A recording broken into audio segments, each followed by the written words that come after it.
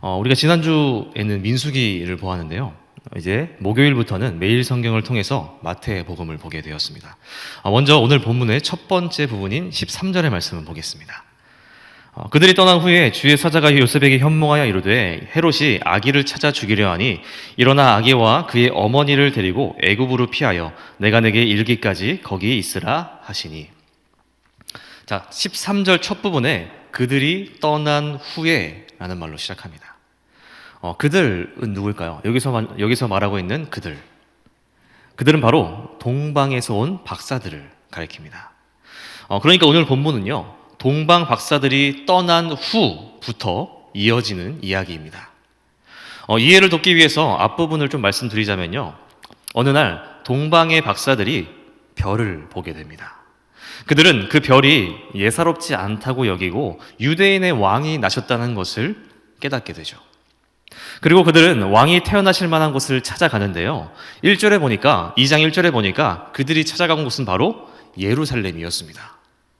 동방의 박사들이 예루살렘 성에 이르러 그곳에 있었던 유대 땅의 왕이었던 헤롯 왕과 많은 사람들에게 유대인의 왕으로 나신 이가 어디 계시냐 찾고 있는데 찾을 수가 없었죠. 근데 여러분, 여기서부터 문제가 발생해요.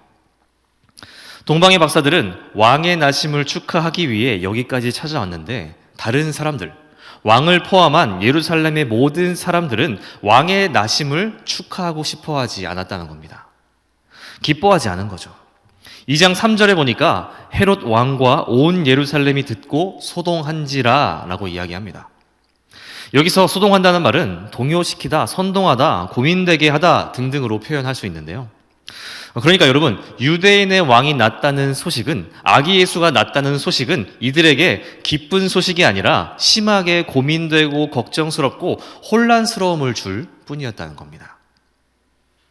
여러분, 이것은요, 놀랍게도 헤롯 왕을 포함한 모든 사람들이 유대인의 왕, 즉 구원자 예수가 나실 것을 예언을 통해서 알고 있었고 또 믿고 있었다라는 것을 알려줍니다. 혹여나 예언을 몰랐다면, 또 알아도 믿지 않았다면 소동하지 않았겠죠. 만약 그랬다면 헤롯과 신하들은 동방의 박사들을 그냥 잡상인 취급했을 거예요. 그런데 그것을 알고 있었고 또 믿고 있었기에 그리스도의 나심이 이들에겐 혼란스러움을 야기했을 뿐이었습니다. 자, 이렇게 혼란스러워진 온 예루살렘, 어떤 일을 벌이나요? 우선 헤롯 왕은 그리스도가 어디서 나셨는지 또 언제 났는지를 여기저기 캐묻습니다. 5절 6절의 말씀에 보니까요, 이르되 유대 베들레헴이오니 이는 선지자로 이렇게 기록된 바 또 유대 땅 베들레헴아 너는 유대 고을 중에서 가장 작지 아니하도다. 내게서 한 다스리는 자가 나와서 내 백성 이스라엘의 목자가 되리라 하였음이니이다. 여러분, 이들이 말씀의 근거에서 그리스도를 찾고 있는데요, 이 말씀을 어디서 찾을 수 있냐면 구약의 미가서에서 말씀하고 있습니다. 미가서 5장 2절의 말씀을 보면 베들레헴 에브라다야 너는 유다 족속 중에 작을지라도 이스라엘을 다스릴 자가 내게로 나올 것이라. 그의 근본은 상고에 영원에 있느니라. 그러니까 헤롯의 부름에 달려온 대제사장, 서기관들이 입을 모아서 이야기를 하는 거예요. 구약의 말씀에 기록되었듯이 그리스도는 베들레헴에서 태어난다고 합니다. 이러는 거죠. 이들은 구약의 말씀대로 그리스도가 베들레헴에서 태어날 것이라는 사실을 믿고 있는 겁니다. 그렇게 알고 있어요. 근데 그 그리스도가 불편한 겁니다. 두려운 거예요. 이유가 뭐냐면 지금 유대 땅의 왕은 헤롯입니다. 헤롯. 동방 박사들이 처음에 와서 한 말이 뭐예요? 유대인의 왕으로 나신 이가 어디 계시냐? 유대 땅의 왕인 헤롯 앞에서 이렇게 이야기한 겁니다. 잠깐 헤롯에 대해서 말씀드리자면요, 헤롯은 엄청난 권력력이 있던 사람이라고 합니다. 그리고 유대인도 아니었다고 해요. 그는 BC 40년경에 대략 33 정도였는데 이때 로마 원로원의 결정으로 유대 땅의 왕이 되었고 자세한 이유는 모르겠지만 부인과 몇몇 친족 그리고 2명의 아들까지 살해할 정도로 잔인한 인물이었다고 해요.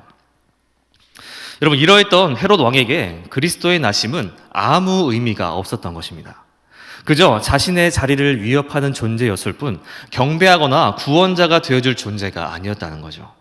더 나아가서 나와는 아무 상관이 없는 견제해야 할, 제거해야 할 대상이 바로 아기 예수였다는 겁니다. 헤롯의 상태가 이러니까 신하들 가운데 메시아를 기다리고 있던 사람들도 정신이 없었을 거예요. 헤롯의 또 피바람이 부는 것이 아닌가, 나에게 불똥이 튀는 것은 아닌가 걱정하게 되는 거죠. 우리가 사회생활을 하거나 학교에서 또 군생활을 할 때 보면요, 부서의 장, 또 어떤 대표의 기분에 따라서 그 날이 좌우될 때가 있습니다. 대표하는 사람이 기분이 어떠한가에 따라서 그날의 수업, 그날의 훈련, 회의가 결정되니까 그 기분이 어떠한가 관찰하면서 예의주시할 때가 있지 않나요? 지금 헤롯의 신하들의 상황이 이와 같다는 겁니다. 혹여나 헤롯의 심기가 불편해져서 우리가 힘들어지지 않을까 하는 마음이 있었던 거죠. 이렇게 큰 권력을 쥐고 있던 헤롯은요, 그리스도의 나심 앞에 혼란스러워하고 두려워합니다. 근데 동방박사가 헤롯에게 어떠한 존재였는지는 모르겠지만 헤롯은 동방박사들 앞에서는 그 마음을 숨기죠. 티를 내지 않아요. 그들이 떠나기 전에는 그리스도가 어느 때에 났는지 묻고 또 자신도 경배에 드려야 한다면서 그곳을 찾으면 알려달라고 이야기합니다. 이렇게 헤롯 왕과 온 예루살렘을 수동하게 했던 동방 박사들, 그들은 다시 아기 예수를 찾아 길을 떠나게 되죠. 헤롯에게서 떠나자 그들은 다시 별을 찾게 되고 그 별을 따라가니 나신 아기 예수님을 만나게 됩니다. 그렇게 아기께 경배하고 예물을 드린 후 고국으로 돌아가게 되죠. 그리고 오늘 말씀이 이어지는 겁니다. 13절의 말씀을 다시 한번 볼까요? 그들이 떠난 후에 주의 사자가 요셉에게 현몽하여 이르되 헤롯이 아기를 찾아 죽이려 하니 일어나 아기와 그의 어머니를 데리고 애굽으로 피하여 내가 내게 이르기까지 거기 있으라 하시니. 자, 그들이 떠난 후에, 동방 박사들이 떠난 후에 헤롯이 본색을 드러내기 시작합니다. 동방의 박사들이 찾아왔을 때와 떠나간 이후의 분위기가 완전히 변하는 거예요. 여기에 보니까 헤롯이 아기를 찾아 죽이려 하니 라고 합니다. 동방 박사들 앞에서는 자신도 나신 아기께 경배할 것처럼, 자신도 말씀에 예언된 대로 나실 왕을 기다렸던 것처럼 행동하던 헤롯은요, 이제 자신의 진짜 모습을 보여주고 있는 겁니다. 말씀에 기록된 왕이고 뭐고 단지 자신의 앞길에 장애물이 될 것 같기에 자신의 자리를 위협하는 존재라고 단정 지었기에 헤롯은 태어나신 아기를 찾아 죽이려고 하는 거죠. 여러분, 헤롯이 이렇게 탄생하신 아기 예수를 받아들이지 못하고 두려워하며 죽이려고만 하는 이유는요, 결론적으로 딱 하나입니다. 유대인의 왕으로 오신 예수님을, 구원자 되신 예수님을요, 자신의 예수님으로 곧 나의 구원자로서 받아들이지 못했다는 거죠. 그가 예수님을 받아들였다면 구약에서부터 예언되었던 메시아를 기다리고 그 메시아를 나의 메시아로 생각했더라면 탄생하신 아기를 두려워하지도 않았을 테고 또 죽이려고 하지도 않았겠죠. 헤롯 왕의 가장 큰 문제는 구약에 기록하고 있는 메시아가 오실 것이라는 것은 머리로는 알고 있었지만 그 메시아를 자신의 메시아로 받아들이지 못했던 것이 가장 큰 문제였습니다. 헤롯에게 메시아는 남들이 말했고 또 기록되어 있는 존재였을 뿐 그 이상도 그 이하도 아니었던 겁니다. 그렇다면 여러분, 오늘 저와 여러분에게 아기 예수님의 탄생하심은 어떻게 받아들여지고 있나요? 우리가 교회를 다니다 보면요, 너무나도 많이 듣는 이야기 중에 하나가 예수님에 관한 이야기예요. 그런데 그 예수님에 대한 이야기가 오늘 헤롯과 같이 우리에게 받아들여지고 있는 것은 아닌가?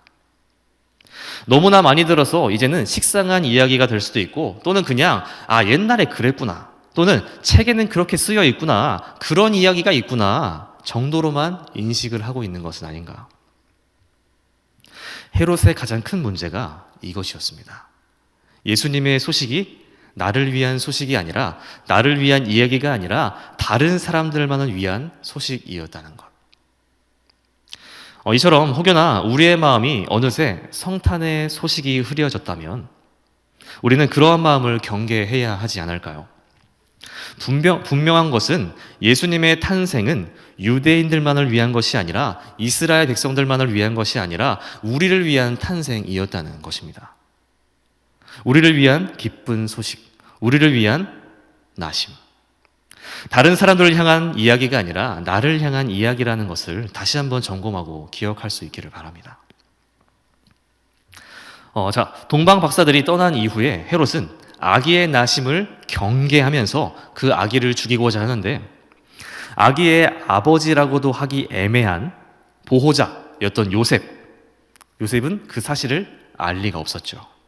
그때 13절에서 이야기하는 것처럼 요셉의 꿈에 하나님이 보내신 사자가 나타나 그 사실을 알려줍니다.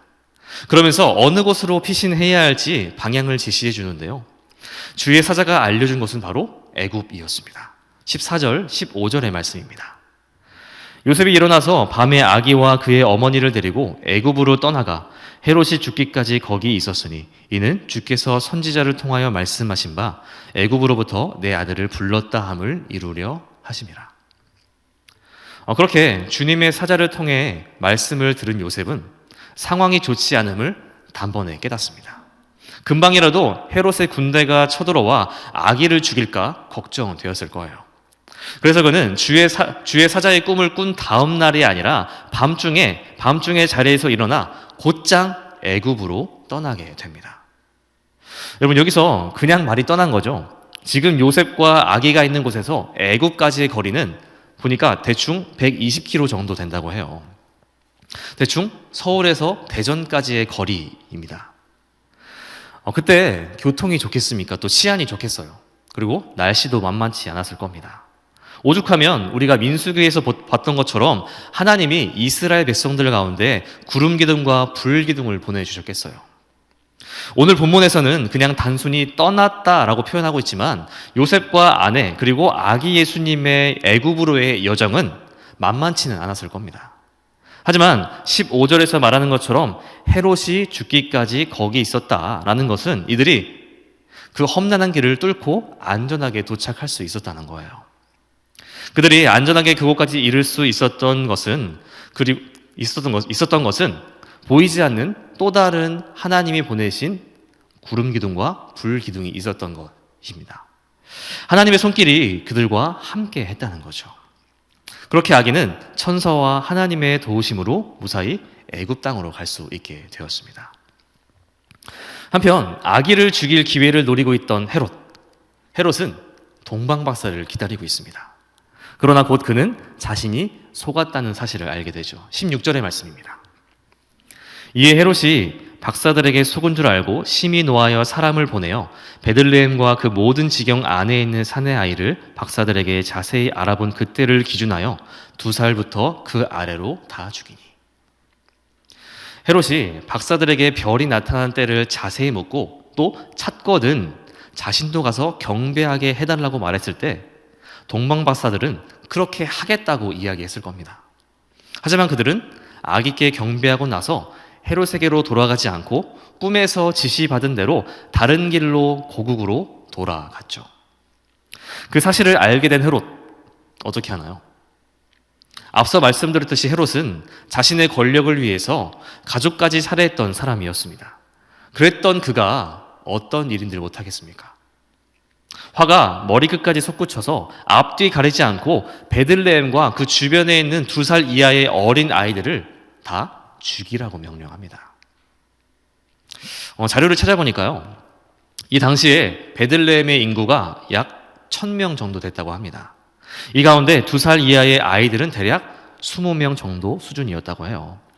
이 20명이나 되는 아이들은 헤롯으로 인해 이유 없는 죽음을 맞이해야 했죠.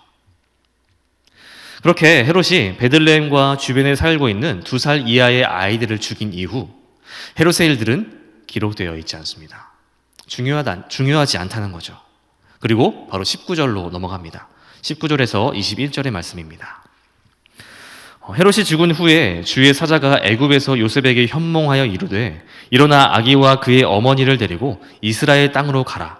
아기의 목숨을 찾던 자들이 죽었느니라 하시니 요셉이 일어나 아기와 그의 어머니를 데리고 이스라엘 땅으로 들어가니라. 헤롯의 학살 사건 이후 바로 이어지는 내용은 헤롯의 죽음입니다.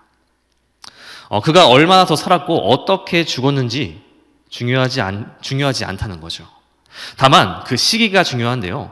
헤롯이 죽은 후에, 그러니까 아기 예수의 목숨을 위협하고 있는 헤롯이 죽은 직후에 과거 요셉의 꿈에 나타났던 주의 사자가 다시 요셉의 꿈에 나타납니다.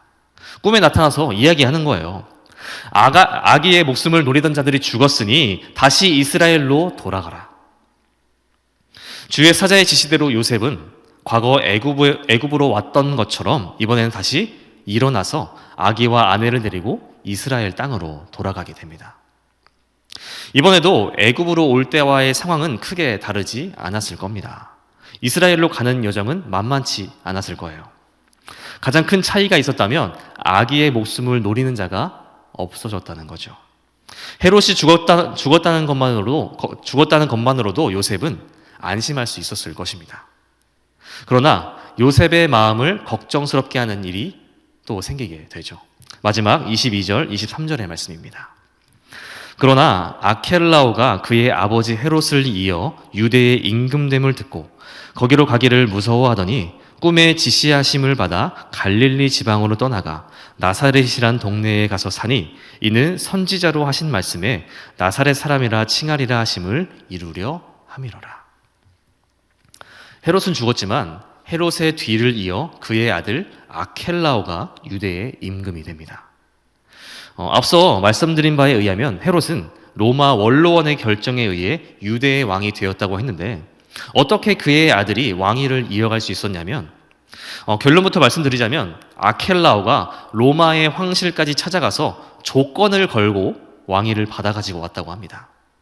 그러니까 헤롯이 후계자를 정해 두었지만 그것을 인정해 주는 것은 로마 황제와 원로원이었기에 아켈라오는 직접 로마 황제를 찾아가서 조건을 걸고 유대의 왕의 자리를 얻어온 겁니다.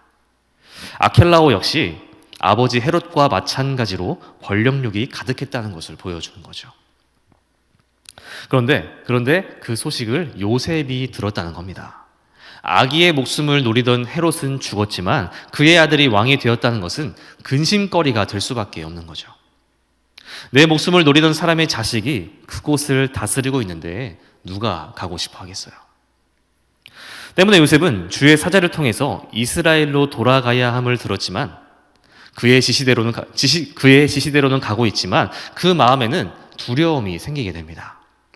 그런데 여기서 한 번 더 주의 사자가 꿈을 통해 요셉에게 가야 할 곳을 일러주는데 그 목적지는 바로 갈릴리 지방의 나사렛이라는 동네였습니다. 주의 사자를 통해서 지시를 받은 요셉은 안심하며 나사렛으로 향했을 것입니다. 그리고 애굽에서 정착했던 것처럼 나사렛에 정착하여 살게 되고 그들은 나사렛의 사람들이 되었습니다. 나사렛 사람. 그리고 마지막에 보시면 이렇게 2장이 마무리됩니다. 이는 선지자로 하신 말씀에 나사렛 사람이라 칭하리라 하심을 이루려 함이로라.